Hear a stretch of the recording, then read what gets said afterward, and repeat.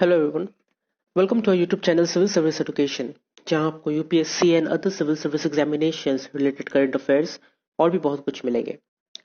आज का हमारा टॉपिक है current affairs of 3 December 2020। Video के आखिर में एक मोटिवेशनल कोड भी दिया गया है जिसे आप जरूर देखें, जो आपके फ्यूचर को ब्राइट और गोल्स को अचीव करने में हेल्प करेगी। Number 1, centre plans to teach professional courses in mother tongue. The center is drafting a roadmap to ensure that students of medicine, engineering, law, and other professional programs can study in their own mother tongue, the Education Ministry said on Wednesday.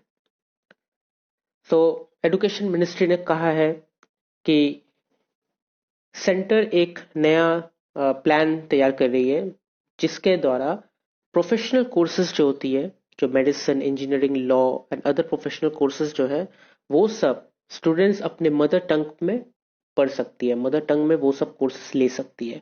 जैसे कि अगर किसी का mother tongue Hindi है तो वो हिंदी में ले सकता है, किसी का गुजराती है तो वो गुजराती में कर सकता है, किसी का बंगाली है वो बंगाली में कर सकता है। जरूरी नहीं है कि आपको इंग्लिश में ही करना पड़ेगा। The decision was taken by Education Minister Ramesh Pokhriyal Nishank after a meeting on the implementation of the National Education Policy. Mr. Nishank emphasized that no language will be imposed on any student, said the statement. So, Education Minister Ramesh Pokhriyal Nishank ने ये decision लिया है और ये decision लिया गया है जब नेशनल एजुकेशन पॉलिसी इम्प्लीमेंटेशन हुआ है। और उनका ये कहना है कि कोई भी स्टूडेंट के ऊपर जबरदस्ती कोई लैंग्वेज इम्पोज नहीं की जाएगी। जिसका जो मदर टंग है वो उस पे ही अपना करियर बना सकता है।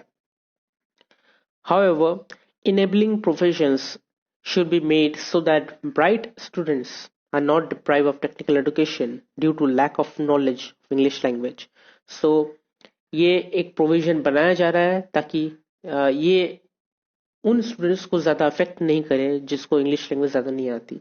ऐसे बहुत सारी ब्राइट स्टूडेंट है, ऐसे बहुत ब्रिलियंट स्टूडेंट है जो बहुत कुछ जानते हो, जो बहुत ज्यादा क्लेवर है, बहुत ब्रिलियंट है पढ़ाई में, लेकिन उन्हें इंग्लिश लैंग्वेज नहीं आती। सो इसके वजह से उनको पीछे हटना पड़े, ये नहीं होना चाहिए। सो अगर उन्हें इंग्लिश लैंग्वेज नहीं आती है तो कोई बात नहीं, वो अपने रीजनल लैंग्वेज या मदर टंग लैंग्वेज में वो कोर्स कंप्लीट कर सकती है। Second point, Boris Johnson invited as 2021 republic day chief guest. India has invited UK Prime Minister Boris Johnson as chief guest for the Republic Day celebration in January 2021, and a decision on this is awaited from London, according to diplomatic sources. So 2021 के Republic day के लिए India ने UK prime minister Boris Johnson को invite किया है as the chief guest, और अभी भी उनके तरफ से कोई कन्फर्मेशन नहीं आई है। The invite was extended on November 27 during a telephone conversation between Prime Minister Narendra Modi and Mr. Johnson, a diplomatic source said on December 2. So ये invitation November 27 में किया गया था जब Prime Minister नरेंद्र मोदी और Mr. Johnson के बीच telephone conversation हुई। However, there was no confirmation from the British High Commission on this, with officials saying that Mr. Johnson was keen to visit India as soon as possible. Next point. There has never been a woman CJI, says Attorney General. CJI is Chief Justice of India.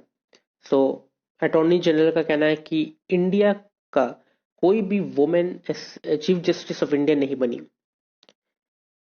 Attorney General K.K. Venugopal on Wednesday took the Supreme Court's invitation to suggest ways to gender sensitize judges as an opportunity to tell the court it has never had a woman chief justice.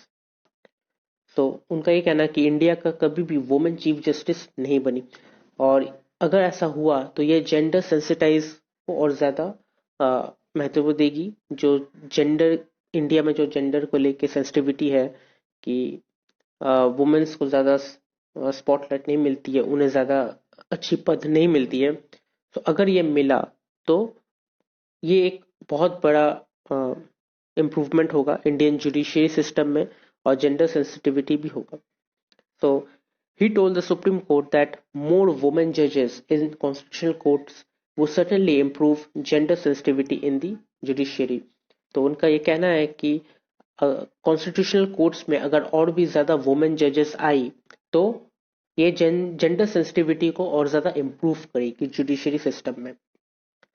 Only two of these 80 women judges are in the Supreme Court and the other 78 are in the various high courts, comprising only 7.2% of number of judges. तो total पूरे India में जितने भी high courts है उसमें 78 women जजेस है और सुप्रीम कोर्ट में मात्र 2 वुमेन जजेस है. There are 6 high courts: Manipur, Meghalaya, Patna, Tripura, Telangana and Uttarakhand, where there are no sitting women judges, he pointed out. और ये भी कहा गया है कि मणिपुर, मेघालय, पटना, त्रिपुरा, तेलंगाना, उत्तराखंड, ये सब जगह की जो हाई कोर्ट्स है यहाँ पे कोई वुमेन है ही नहीं. Next point. Interpol issues global alert on organized crime network targeting COVID-19 vaccines. The Interpol has issued a global alert to law enforcement agencies across its 194 member countries, asking them to prepare for organized crime networks targeting COVID-19 vaccine both physically and online. So Interpol ने एक global alert issue किया है कि उनका ये कहना है कि fake corona virus vaccine supply किया जा रहा है जो फिजिकली एंड ऑनलाइन बोथ जगह पे सेल किया जा रहा है. सो 194 मेंबर कंट्रीज को ये अलर्ट कर दिया गया है कि आप अपने अपने क्राइम नेटवर्क्स जो है उनको ऑर्गेनाइज करें, प्रिपेयर करें और ये जो फेक कोविड-19 वैक्सीन जो सेल कर रही है उन्हें पकड़े. The notice also includes example of crimes where individuals were found to be advertising, selling and administering fake vaccine. So वो नोटिस में ये भी इंक्लूड किया गया है कि कोई इंडिविजुअल्स है जो एडवर्टाइज कर रही है, सेल कर रही है और एडमिनिस्ट्रेटिंग कर रही है फेक वैक्सीन को, फेक वैक्सीन का एडवर्टाइजमेंट दे रही है, उसको सेल कर रही है. सो इन लोगों को जल्द से जल्द पकड़ा जाए. The alert was issued on the day the United Kingdom authorized a COVID-19 vaccine for use from next week. और ये अलर्ट तब इशू किया गया जब यूनाइटेड किंगडम में कोविड-19 वैक्सीन का इमरजेंसी यूज करना स्टार्ट किया गया और कहा गया है कि नेक्स्ट वीक से स्टार्ट होगा. उसके बाद ही यह अलर्ट इशू किया गया है. Britain approves Pfizer BioNTech COVID-19 vaccine for emergency use. Britain approved Pfizer COVID-19 vaccine on Wednesday, jumping ahead of the United States and Europe to become the West's first country to formally endorse a jab it said should reach the most vulnerable people early next week. So, Britain ने Pfizer का जो कोविड-19 vaccine है उसको approve कर लिया है और ये कहा है कि ये वेस्ट में सबसे पहला कंट्री होगा जो इसे इमरजेंसी के लिए ऑथोराइज करेगी और ये वर्नेबल पीपल के लिए नेक्स्ट वीक से ही स्टार्ट हो जाएगी. Vulnerable people are those people जिन्हें ये वैक्सीन की सबसे ज्यादा जरूरत है, जो पहले से ही कोई डिजीज से जूझ रही है या वो अंडर पॉवर्टी लाइन में है तो उनको, और फ्रंट लाइन वर्कर्स है उनको सबसे पहले ये वैक्सीन दी जाएगी. Prime Minister Boris Johnson touted the medicine authorities' approval as a global win and a ray of hope amid the gloom of the novel coronavirus, which has killed nearly 1.5 million people globally, hammered the world economy and upended normal life. तो prime minister Boris Johnson का कहना है कि ये medicine एक दुनिया की जीत है. ये मेडिसिन कोई कंपनी की नहीं, कोई देश की नहीं, ये पूरी दुनिया की जीत है और ये कोरोना वायरस के अगेंस्ट लड़ने के लिए बनाई गई है और ये एक रे ऑफ होप है.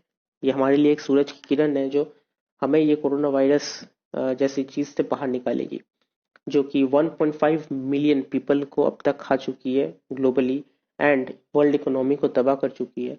So this is the time, अब हम लोग ऊपर उठेंगे और अपना लाइफ को नॉर्मल बनाएंगे. Next point. China buys Indian rice for the first time in decades as supplies tighten. China has started importing Indian rice for the first time in at least 3 decades due to tightening supplies and an offer from India of sharply discounted prices, Indian industry official told Reuters. So China अब at last 10 सालों में पहली बार Indian rice को import किया अपने देश में, और इंडिया ने भी ऑफर किया बहुत ही चीप प्राइस में, डिस्काउंटेड प्राइस में.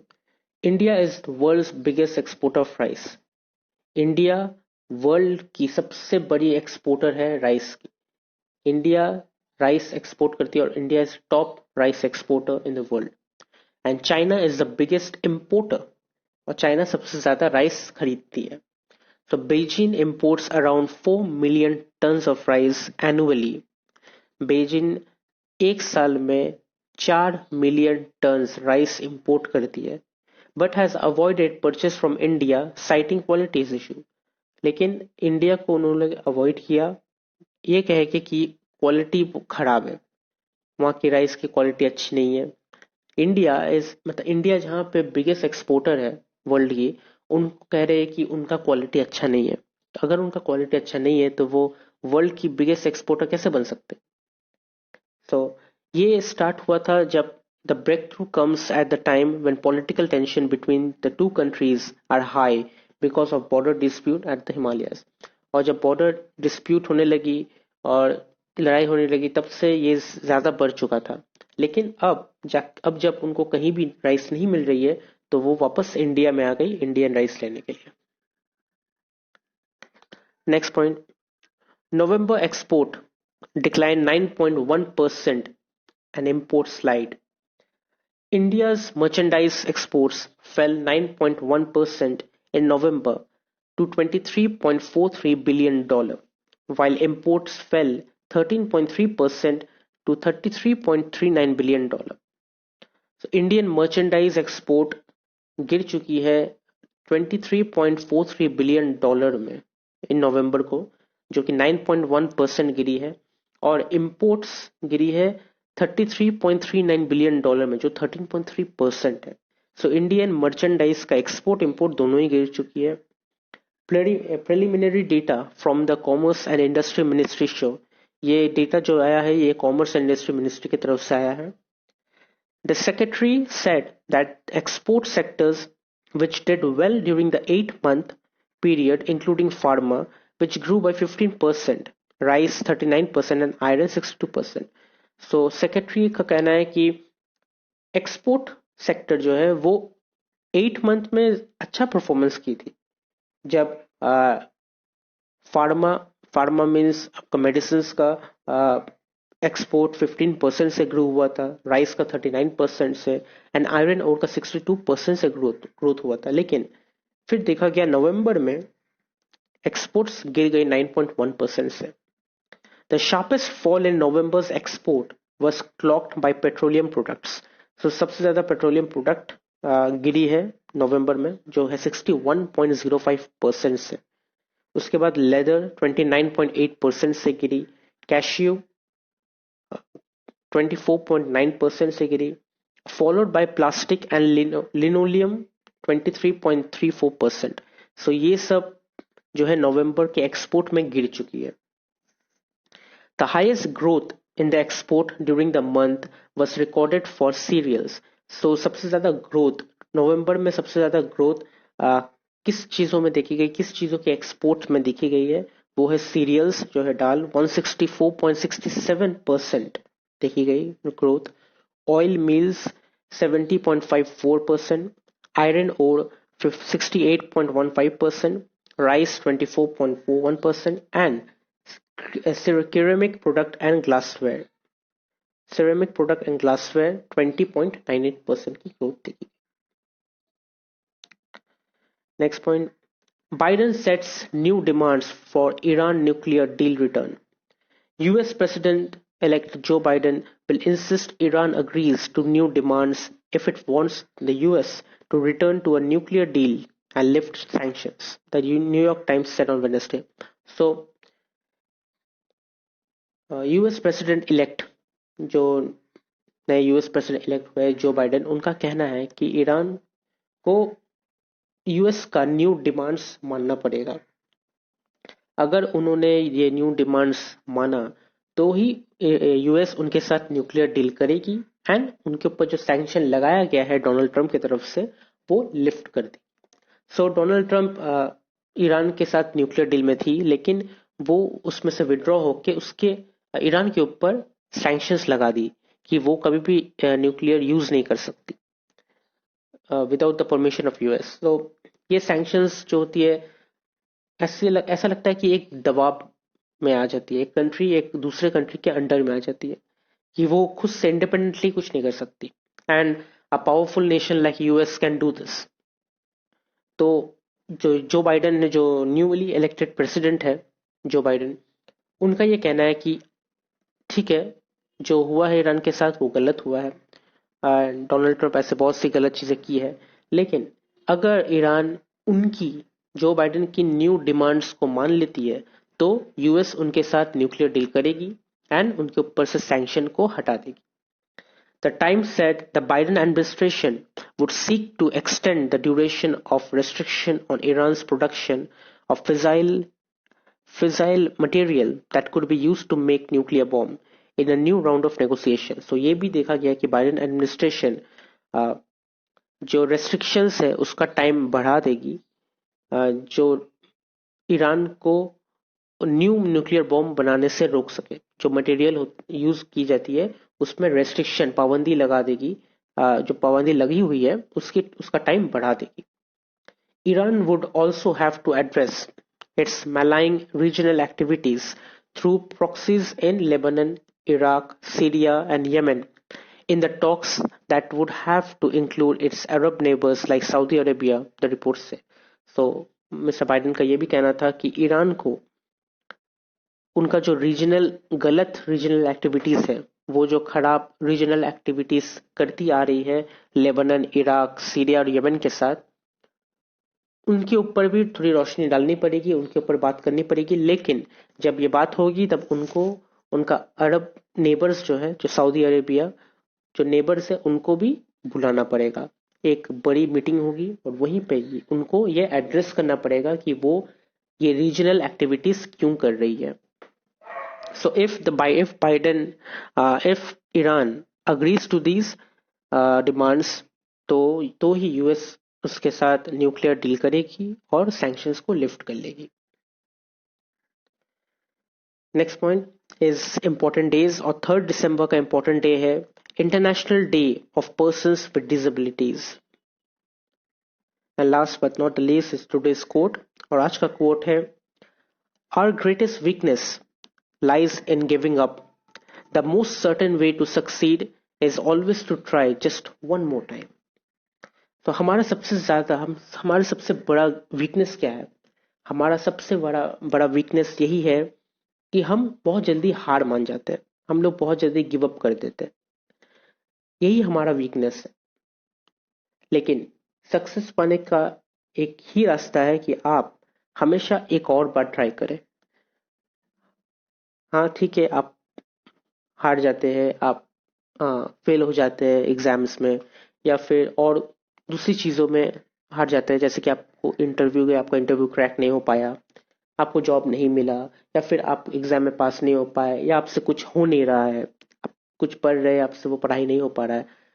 इससे क्या होता है, इससे बहुत लोग हार मान जाते हैं, तो गिव अप कर देते हैं कि अब हम नहीं करेंगे, आई गिव अप। लेकिन हमेशा सक्सेस उसी में होता है जो एक और बार ट्राई करता है। आप हार गए, कोई बात नहीं, आप एक और बार ट्राई कीजिए, फिर हार गए, कोई बात नहीं, फिर एक बार ट्राई कीजिए, ये ट्राई करते करते आपका हो जाएगा। और सक्सेस ऐसे ही होता है। सक्सेस कभी भी पहले ही ट्राई में सक्सेस नहीं आती है, बहुत कम लोगों की आती है, लेकिन मैक्सिमम टाइम में देखा जाता है कि उनको भी कभी ना कभी फेल होना पड़ता है फिर से सक्सेस होने के लिए। अगर सक्सेस होना है तो आपके वीकनेस को हटाना पड़ेगा, और आपका वीकनेस है हार मान जाना, गिव अप करना। अगर आप ये हटा दिए तो आप और ट्राई करने लगेंगे और आपको सक्सेस अचीव हो जाएगी। तो अगर आपको ये वीडियो अच्छी लगी तो आप इसे लाइक कीजिए, शेयर कीजिए, कमेंट कीजिए और सब्सक्राइब जरूर कीजिए। Thank you.